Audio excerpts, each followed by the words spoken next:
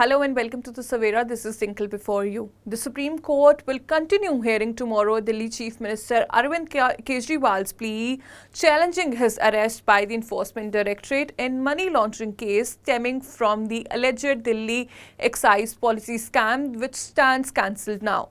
A bench of Justice Sanjeev Khanna and Dipankar Datta heard extensive arguments today from senior advocate Abhishek Manu Singhvi on behalf of Aam Aadmi Party Supremo. Kejriwal last week told the Apex Court that his arrest by the Enforcement Directorate is a classic case of assault mounted on the opposition against the tenets of democracy, federalism and fair elections.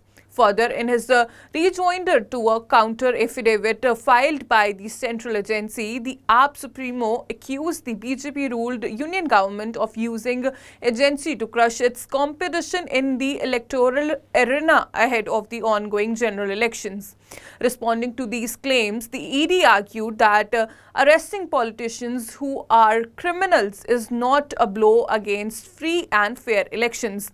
The ED further stated that treating a politician differently from an ordinary criminal in a matter of arrest would amount to arbitrary and irrational exercise of power of arrest, which would violate the principle of equality enshrined under the Article 14 of the Constitution.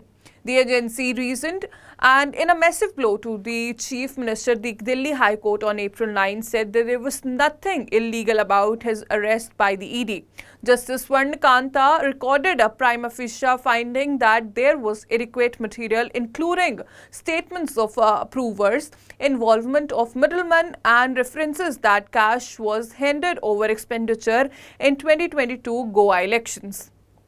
Kejriwal is currently lodged in Tihar jail in the national capital after a Delhi court on April 23 extended his judicial custody till May 7. Well, that's all for now. For more major updates, stay tuned to the Savera.